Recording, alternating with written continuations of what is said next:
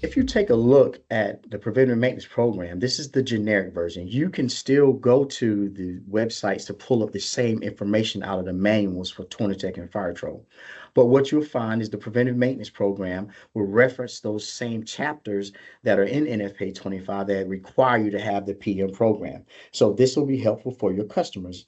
We're not twisting any arms. We know that some people will say no, but this at least gives you the place to point them to say that the standard requires this be put in place. I have a tool to help us with maintaining your system.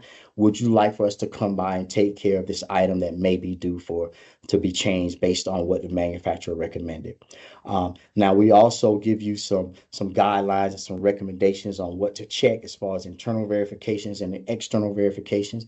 These are all pretty standard things, but you'd be surprised how many pump rooms where they don't do things like make sure there's nothing sitting on top of the panel. I was in a pump room a couple of months ago, and the stack of trash on top of the fire pump controller was at least 6 inches high with empty coffee cups and water bottles.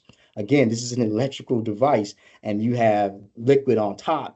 Anything could have happened. It was a very bad situation to be in. So I talked to the site director at that time, and they contacted someone and got it fixed immediately. But it's still, those are things that are important. We want to make sure that they are maintaining a clean area that's dry and not damp, and that the controls area is clean and that there's no dust or anything, as dust is conductive, to make sure we don't have any issues with the fire pump controller going forward, should there be a call for it to run.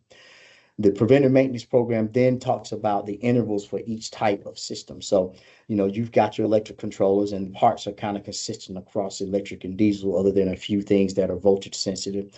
You have solenoid valves, and you'll also notice that we do recommend the complete controller replacement in 10 years. There's a reason for that.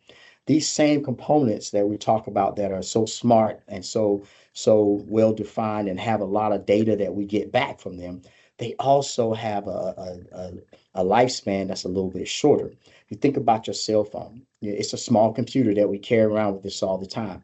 We don't keep our cell phones 10 years. I don't even know which model I had 10 years ago, but they change so quickly because the technology changes or new things come about. What we're saying is your fire pump controllers today have small computers on the door. We're recommending those be changed in 10 years. And it is certainly a change to the industry, because what we know is people want to buy something and they hope that it's down in the basement and they never have to buy it again. Back in the day, you used to could do that. Today, not so much. We really can't do that with a lot of the components that are in there.